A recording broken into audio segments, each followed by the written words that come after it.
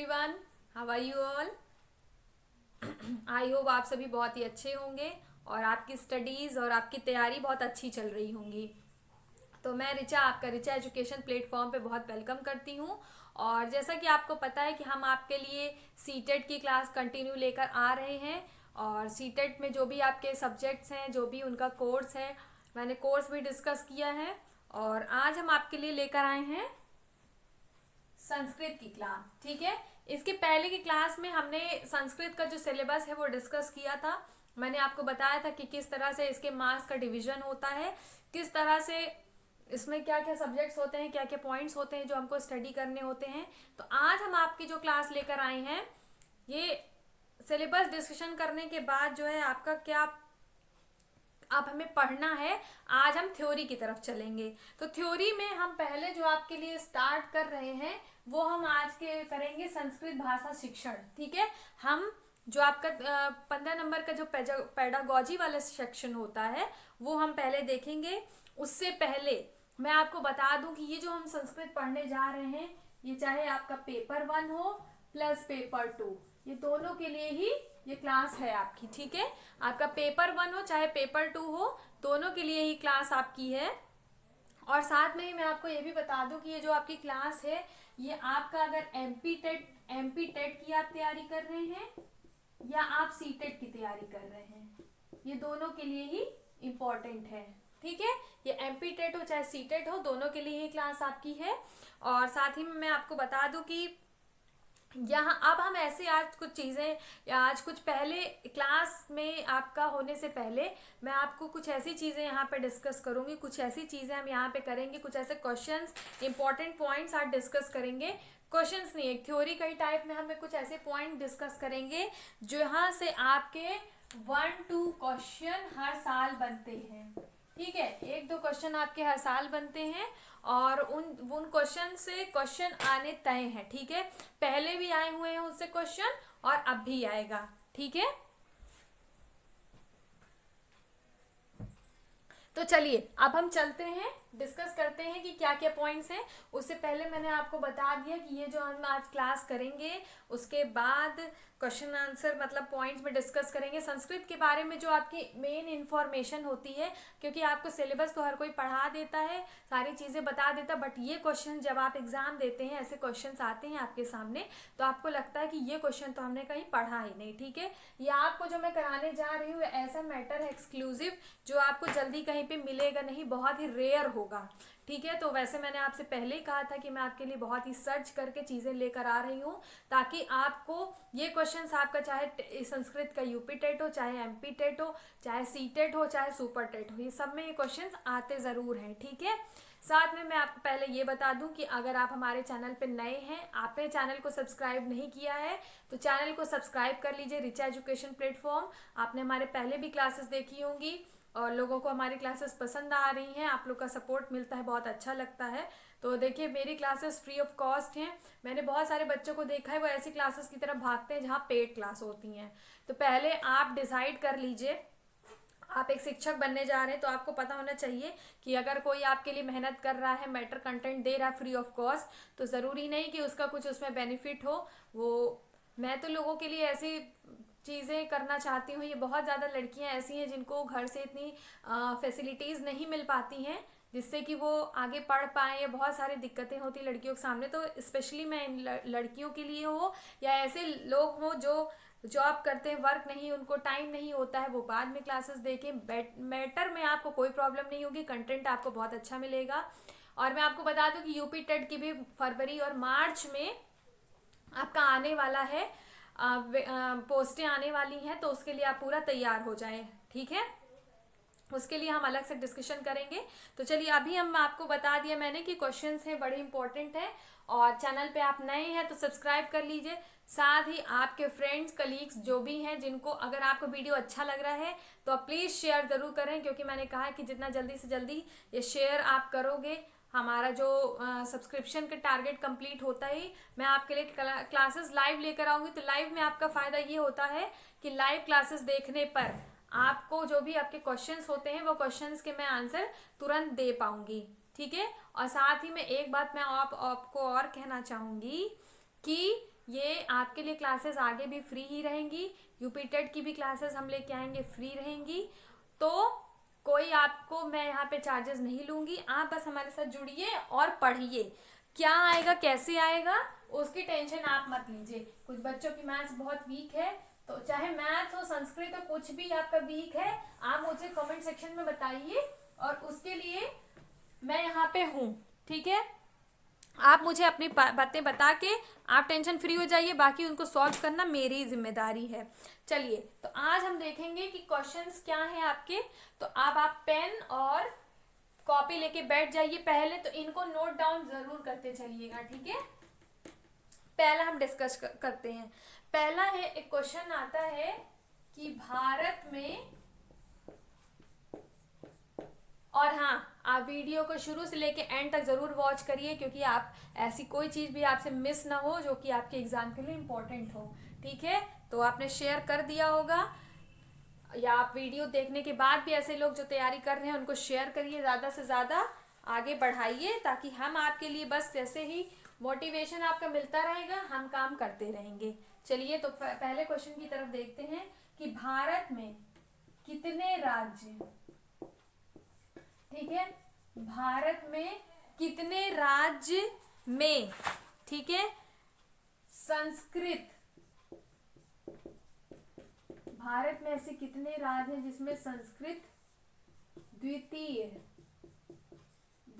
भाषा के रूप में जानी जाती है। ठीक है, द्वितीय भाषा के रूप में जानी जाती है।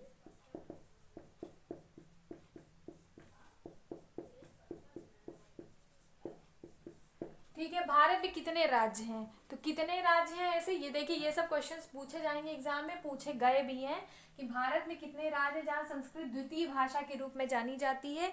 तो ऐसे 2 राज्य हैं। अब उनके नाम भी हम देख लेते हैं कि उनके नाम क्या क्या है। तो एक का नाम है आपका उत्तराखंड, ठीक है, एक है आपका उत्तराखंड और दूसरा है आपका हिमाचल प्रदेश। ठीक है, क्लियर, एक है आपका उत्तराखंड और दूसरा है आपका हिमाचल प्रदेश। क्लियर, तो ये आपका ऐसे 2 राज्य हैं जहां पे संस्कृत जो आपकी है द्वितीय भाषा के रूप में जानी जाती है। ठीक है, क्लियर हो गया आपको। आप देखिए, ये आप नोट डाउन कर लीजिएगा, इसको सारे पॉइंट्स बड़े इंपॉर्टेंट हैं। ठीक है, नेक्स्ट क्वेश्चन देखते हैं हम। नेक्स्ट क्वेश्चन आपका क्या है, नेक्स्ट क्वेश्चन आपका कहता है कि संस्कृत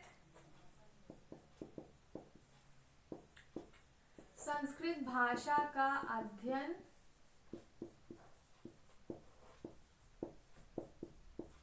संस्कृत भाषा का जो अध्ययन है आपका, या फिर जो अध्ययन या अध्यापन किस सूत्र के अंतर्गत होता है। ठीक है, किस सूत्र के अंतर्गत होता है। अगर आपको आंसर्स पता हो तो कमेंट सेक्शन में जरूर बताइएगा किस सूत्र के अंतर्गत होता है। तो ये आपका होता है त्रिभाषा सूत्र। ठीक है, तो आपका जो संस्कृत भाषा का अध्ययन या अध्यापन होता है वो आता है त्रिभाषा सूत्र के अंतर्गत। ठीक है, नेक्स्ट आपका जो क्वेश्चन है वो नेक्स्ट क्वेश्चन क्या है कि संस्कृत की जो सेंट्रल यूनिवर्सिटीज हैं, ठीक है, संस्कृत की जैसे आपकी बाकी यूनिवर्सिटीज होती हैं, केंद्रीय विश्वविद्यालय हैं, वो कौन कौन से हैं। ठीक है, संस्कृत के केंद्रीय विद्यालय केंद्र में, ठीक है, जो सेंट्रल यूनिवर्सिटी होती हैं संस्कृत की सेंट्रल यूनिवर्सिटी, यानी कि जिसे हम हिंदी में कहते हैं केंद्रीय विश्वविद्यालय। ठीक है, हिंदी में होता है केंद्रीय विश्वविद्यालय।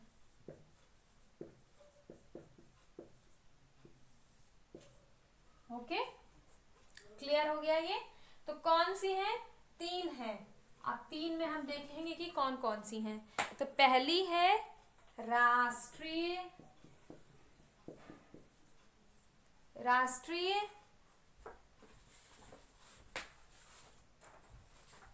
या आप इसे नोट डाउन करते चलिएगा। राष्ट्रीय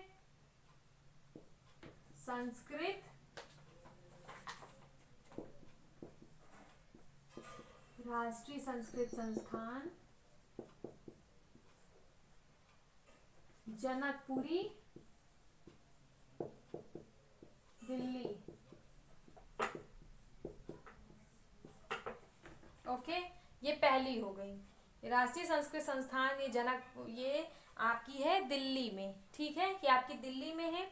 तो दूसरी है, वो दूसरी कौन सी है, दूसरी मैं यही लिखती हूँ, नोट डाउन करते चलिएगा। ये क्वेश्चन देखिए आपको याद करने ही पड़ेंगे क्योंकि एग्जाम में खूब पूछे जाते हैं और हर पेपर में ये 1-2 क्वेश्चन इसके आते ही हैं।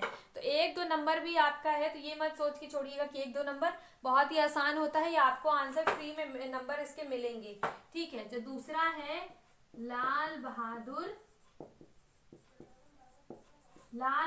शास्त्री राष्ट्रीय संस्कृत विद्यालय,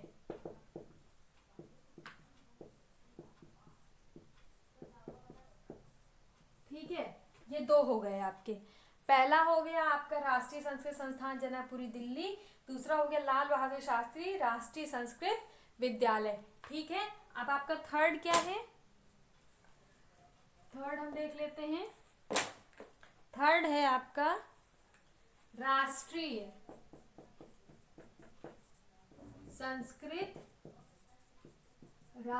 संस्कृत विद्यापीठ, ठीक है। राष्ट्रीय संस्कृत विद्यापीठ बोल रही हूँ, अगर ना दिख रहा हो तो मैं बोल रही हूँ राष्ट्रीय संस्कृत विद्यापीठ, ये आपका कहाँ है, तिरुपति। राष्ट्रीय संस्कृत विद्यापीठ तिरुपति, और तिरुपति में कहाँ है, ये आंध्र प्रदेश, ठीक है। मैं एक बार फिर से तीनों का नाम पढ़ दे रही हूँ, हो सकता है आपको थोड़ा कंफ्यूजन हो जाए देखने में।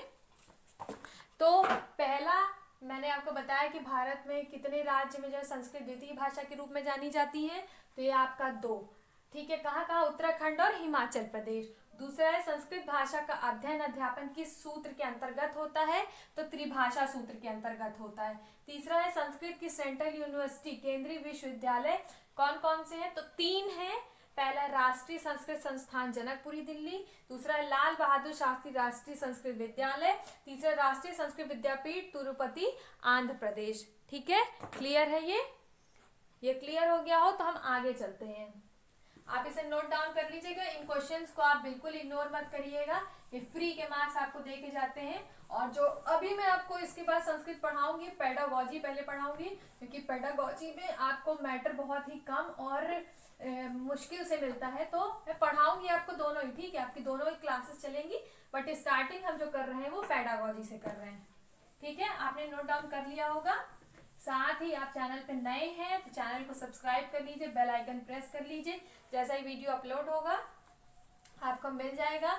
और दूसरी बात कि अपने फ्रेंड्स को, कलीग्स को शेयर जरूर करिएगा, ठीक है। अभी मैं नीचे छोड़ दे रही हूँ, आपने नहीं नोट कर लिया तो इसको कर लीजिएगा। चलिए चलते हैं हम नेक्स्ट पॉइंट में।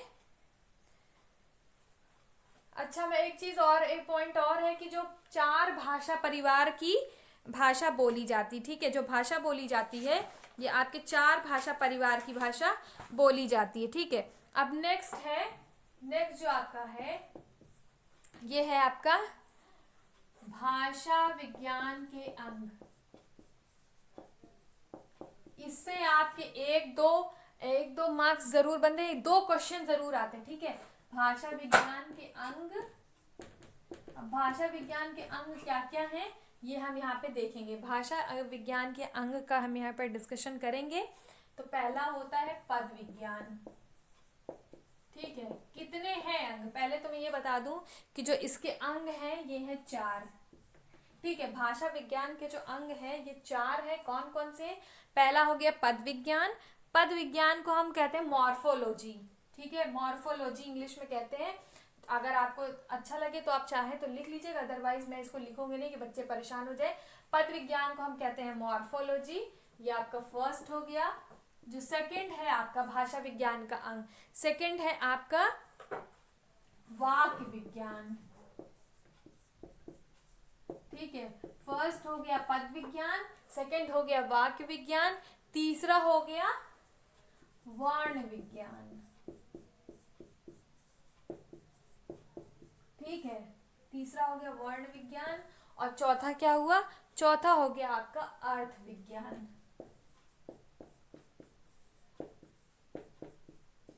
हाँ, तो मैंने ये भी बताया कि पद विज्ञान को हम मॉर्फोलॉजी कहते हैं, वाक्य विज्ञान को हम सिंटेक्स कहते हैं, और जो आपका वर्ण विज्ञान है इसको हम फोनोलॉजी कहते हैं, ठीक है, फोनोलॉजी कहते हैं। और ये जो आपका अर्थ विज्ञान है ये आपका सिमेंटिक्स, ठीक है। लेकिन आपको याद करना है हिंदी में ही नाम, आप चारों को याद रखिएगा, कोई दिक्कत और नहीं है।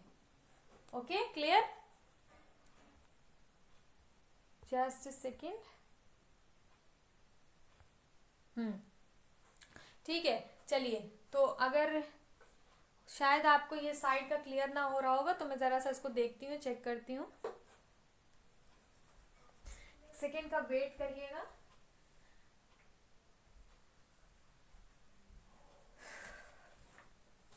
अब आपको ज्यादा क्लियर हो रहा होगा, ठीक है। अब चलिए नेक्स्ट हम चलते हैं।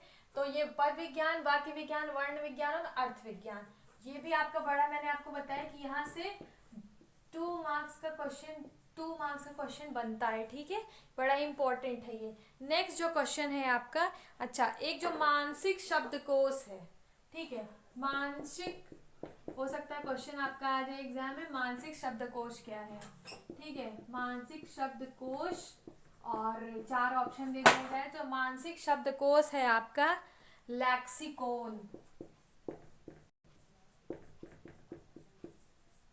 लैक्सिकोन। जैसे अलग अलग होती है ना, अलग अलग स्टडी को अलग अलग चीज बोली जाती है, तो मानसिक शब्दकोश को बोला जाता है लैक्सिकोन, ठीक है। नेक्स्ट जो आपका पॉइंट है, नेक्स्ट पॉइंट आता है कि भाषा विज्ञान की शुरुआत कहाँ से हुई। भाषा विज्ञान की शुरुआत, भाषा विज्ञान की शुरुआत कहाँ से हुई हम ये देखते हैं। भाषा विज्ञान की जो शुरुआत है, इसकी शुरुआत की किसने, सर विलियम जोन्स, ठीक है, सर विलियम जोन्स, हिंदी में भी लिख दूं, सर विलियम जोन्स।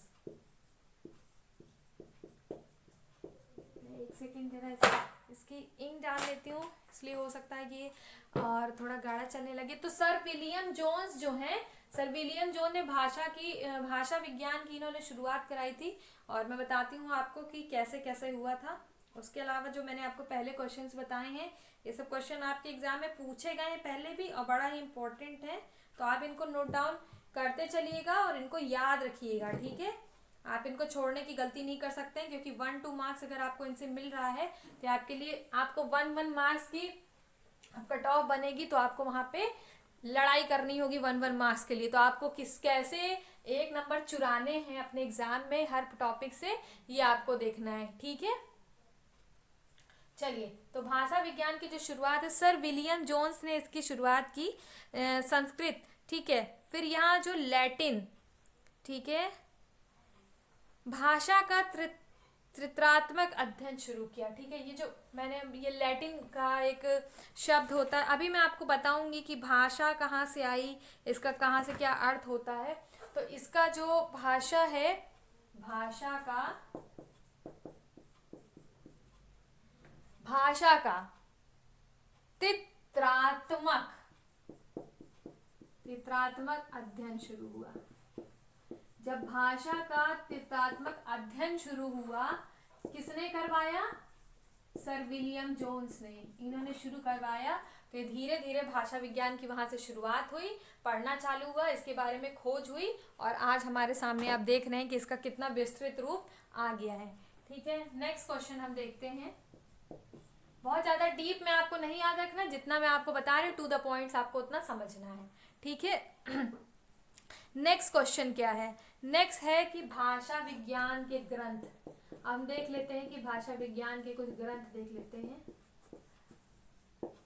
भाषा विज्ञान के ग्रंथ कौन से हैं? हो सकता है आपके ये भी क्वेश्चन से पूछ ले। पहले मैं इसको इरेज कर दूं, इनको नोट डाउन करते चलिएगा। और वीडियो को सब्सक्राइब नहीं किया है, फर्स्ट टाइम आप देख रहे हैं तो सब्सक्राइब करिए। साथ ही अपने फ्रेंड्स को, कलीग्स को शेयर जरूर करिए कि हमारी क्लासेस हैं। ज़रूरी नहीं कि नाम बहुत ज़्यादा बड़ा हो तो ही आपको मैटर अच्छा दे या टीचर अच्छा पढ़ाए। मेहनत आपके लिए हम पूरी कर रहे हैं, ठीक है। तो भाषा विज्ञान के जो ग्रंथ हैं उसमें क्या है, देखिए व्याकरण दर्शन के लिए आपको बताती हूँ। जो व्याकरण दर्शन जिससे मिलता है वो क्या है, उसका नाम जो है आपका है वाक्य, ये ग्रंथ का नाम है वाक्यपदीयम, ठीक है। व्याकरण दर्शन इसमें मिलता है। और इसकी रचना किसने की है? इसकी जो रचना की है, रचना करने वाले हैं भर्तृहरि, ठीक है। भर्तृहरि ने इसकी रचना की है, ठीक है। इससे व्याकरण दर्शन वाक्यपदीयम में आपको व्याकरण दर्शन के बारे में पता चलेगा, ठीक है। इसमें नेक्स्ट और उसके बाद जो भाषा, इसमें क्या क्या है, इसमें भाषा का विश्लेषण है, लिख देती हूँ मैं। वैसे ये जरूरी नहीं, इम्पोर्टेंट नहीं है, लेकिन मैं फिर भी लिख देती हूँ कि भाषा, एक सेकेंड, हाँ, भाषा का विश्लेषण है। इसमें भाषा का विश्लेषण है। उसके बाद दार्शनिक रूप में विवेचना है,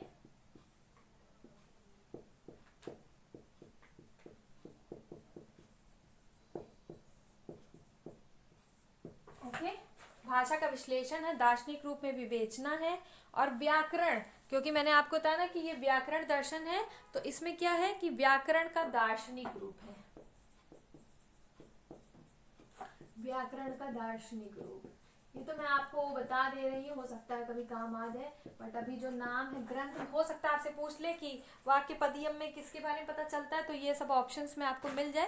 तो देखिए जो चीज़ें मैं आपको बता रही हूँ ये आपके लिए बहुत ही इंपॉर्टेंट है, आपको इन्हें बहुत ध्यान रखना है और ये सब मार्क्स आपको स्कोर करवाएंगे, ठीक है। फिर हम, ये आपने नोट डाउन कर लिया होगा। अब हम आगे चलते हैं। अभी मैंने आपको एक ही ग्रंथ बताया है, दूसरा ग्रंथ में ऊपर डिस्कस करती हूँ। आप सारे क्वेश्चंस को नोट डाउन बिल्कुल करते चलिएगा, छोड़िएगा नहीं, मेरा तो आपसे यही सजेशन है। तभी मैंने आपको पढ़ाने से पहले ये क्वेश्चन बता दें, क्योंकि ये क्वेश्चन फिर आपको सिलेबस पढ़ा देते हैं। सिलेबस आपको कोचिंग सेंटर या कहीं पे भी मिल जाएगा। सिलेबस के पीछे ना भागिए, क्या क्या चीज़ें इंपॉर्टेंट है वो चीज़ आप ज़रूर मेरे साथ देखते चलिए।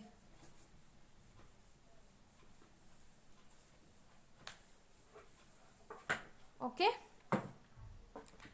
चलिए नेक्स्ट हम देखते हैं कि नेक्स्ट जो आपका ग्रंथ है वो क्या है। नेक्स्ट जो वैदिक कोश है, जैसे ये व्याकरण दर्शन है आपका, वैसे ही नेक्स्ट है आपका वैदिक कोश। अब वैदिक जो कोश में क्या है आपका, इसमें है आपका जो नाम है निघंटू, ठीक है। इसका नाम है निघंटू। और ये जो निघंटू है इसमें व्याख्या किसके बारे में की गई है, इसमें जो आपकी व्याख्या की गई है, व्याख्या किसके बारे में, व्याख्या आपकी है निरुक्तम के बारे में, ओके। वैदिक कोश है, यहाँ पे निघंटू उसका नाम है रचना का, जैसे यहाँ वाक्यपदीयम था वैसे ही नाम है निघंटू। और इसमें व्याख्या की गई है आपके निरुक्तम के बारे में। और ये किसकी रचना है, इसके जो रचनाकार हैं वो रचनाकार हैं इसके यास्क, ठीक है। इसकी जो रचना करने वाले हैं, मैं लिख देती हूँ रचनाकार, ठीक है। जो इसके रचनाकार है वो है यास्क, ओके, क्लियर। उसके बाद नेक्स्ट, ये पूरा हो गया है अभी, ठीक है। आगे डिस्कस करते हैं, फिर हम इसको इरेज करेंगे। नेक्स्ट जो क्वेश्चन है आपका, ठीक है, नेक्स्ट जो क्वेश्चन है बड़ा ही इंपॉर्टेंट है, संस्कृत आयोग।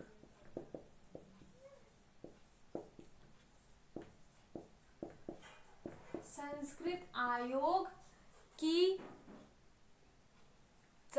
आयोग का दूसरा नाम क्या है पहले मैं ये बताऊंगी। गठन कब हुआ मैं ये बताऊंगी इसमें। ठीक है, तो संस्कृत आयोग का जो गठन है वो गठन हुआ है 1957 1958 है, 57-58 में इसका गठन माना गया है। उसके बाद जो नेक्स्ट है इसको और कौन सा इसका जो दूसरा नाम है उसका दूसरा नाम है, क्या आपको पता है दूसरा नाम? दूसरा नाम है चटर्जी आयोग। ठीक है, इसका जो दूसरा नाम है वो है चटर्जी आयोग। ओके, इसमें क्या बताया गया है? इस आयोग में ये बताया गया है कि संस्कृत शिक्षण की व्यवस्था कैसी हो, माने संस्कृत कैसे पढ़ाया जाए, संस्कृत शिक्षण कैसे दिया जाए, लोगों को संस्कृत के बारे में कैसे जगाया जाए कि उन्हें संस्कृत पढ़ना इंपॉर्टेंट है। आप आज के टाइम में देख रहे हैं कि लोगों को संस्कृत नहीं आती है। संस्कृत सीबीएसई बोर्ड में तो 8th के बाद ही संस्कृत वगैरह हटवा दी जाती है।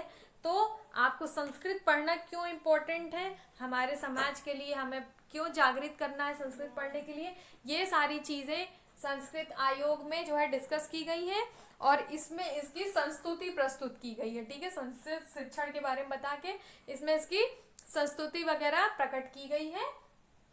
ओके, ये आपको क्लियर हो गया। नेक्स्ट, अच्छा हाँ, इसका नाम चटर्जी आयोग क्यों पड़ा?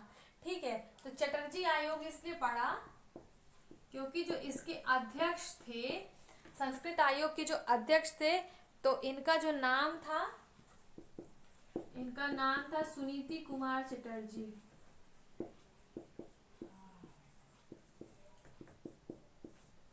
ओके, सुनीति कुमार चटर्जी। सुनीति कुमार चटर्जी थे, तो इनका जो सरनेम है चटर्जी, उसी की वजह से इसका नाम चटर्जी आयोग भी पड़ गया। ठीक है, आपने नोट डाउन कर लिया होगा, इसको मैं इरेज करती हूँ।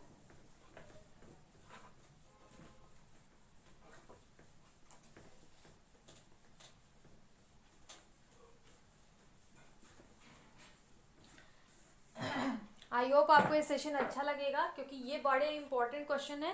तो स्टार्ट तो मैं आज आपकी थ्योरी कर सकती थी, पर मुझे लगा कि ये क्वेश्चन आपके लिए इंपॉर्टेंट है, जो कि आपको कराना बहुत ज़रूरी है क्योंकि ये क्वेश्चन 1-2 नंबर तो यहाँ से फिक्स हैं आपके। ठीक है, नेक्स्ट मैं आपको बताती हूँ कि संस्कृत, एक क्वेश्चन है कि संस्कृत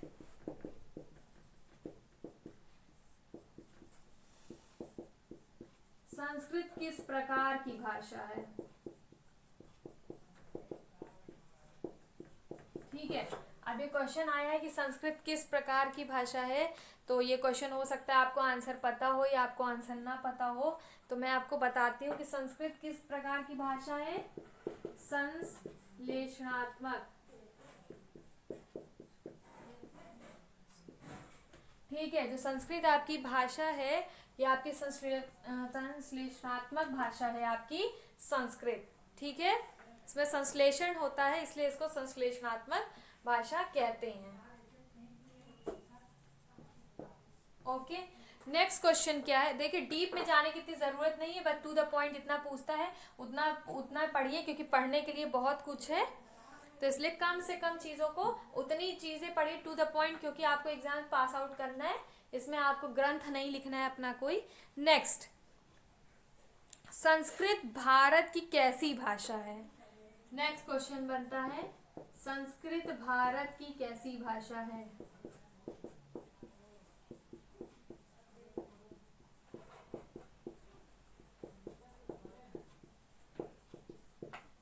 ठीक है, संस्कृत भारत की भारत की, ये है आपका संस्कृत भारत की कैसी भाषा है? तो संस्कृत भारत की सांस्कृतिक भाषा है।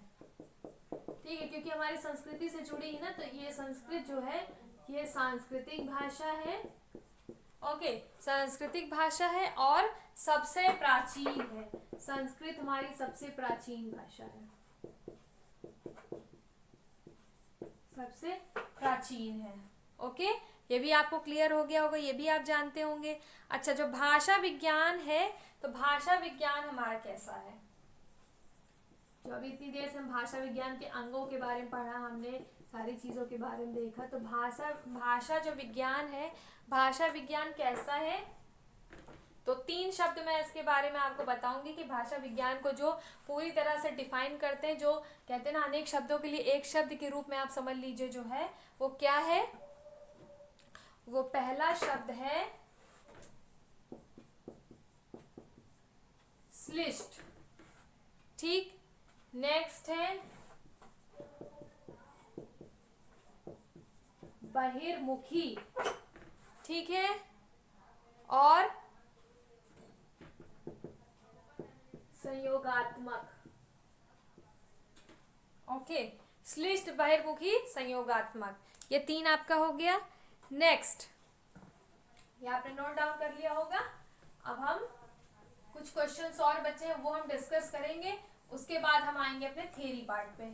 तो ये भी आपका देखिए मोस्ट इम्पोर्टेंट पॉइंट्स चल रहे हैं, तो इसलिए इनको भी डिस्कस करना बहुत ज़रूरी था। और साथ में मैंने बता दिया, ये चाहे आपके एमपी टेट हो, सीटेट हो, ये सारे एक बार इनको पढ़ जरूर लीजिए आप। ठीक है, नेक्स्ट क्वेश्चन क्या है आपका? नेक्स्ट क्वेश्चन कहता है कि संस्कृत का प्राचीन रूप। ठीक है, संस्कृत का प्राचीन रूप क्या है?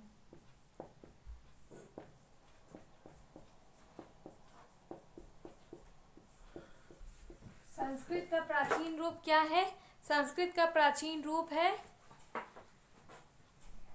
छांदस। इसके लिए 2 शब्द प्रयोग किए जाते हैं, छांदस, ठीक है, और दूसरा है प्राक संस्कृत। ठीक है, प्राक संस्कृत, छांदस तथा प्राक संस्कृत, ये संस्कृत का प्राचीन रूप है। ठीक है, ये संस्कृत का आपका प्राचीन रूप है। ये भी क्वेश्चन बड़ा इंपॉर्टेंट है, और मैं आपको बता दूं कि ये जो क्वेश्चन है आपका, ये आपके एसएसटी में पूछा गया था। ठीक है तो संस्कृत का क्वेश्चन, लेकिन प्रीवियस ईयर के सीटेट के एग्जाम में एसएसटी का ये पूछा हुआ क्वेश्चन है। ठीक है, मैं लिख भी दूं आपको, ये आपका सीटेट का प्रीवियस ईयर एसएसटी में पूछा गया, इसलिए ये आपको पता चल जाएगा इससे कि ये क्वेश्चन आए हुए हैं। और जरूरी नहीं कि संस्कृत में पूछा जाए, संस्कृत के ये क्वेश्चन उठा के एसएसटी में पूछा गया है, तो आप आगे भी समझ सकते हैं कि वो क्वेश्चन कहीं भी देकर पूछ सकते हैं। ठीक है, नेक्स्ट जो आपका क्वेश्चन है कि भारत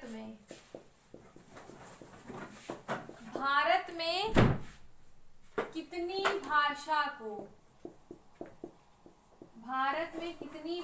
को शास्त्रीय भाषा का दर्जा मिला है? ठीक है, भारत में कितनी भाषा को शास्त्रीय भाषा का दर्जा मिला है?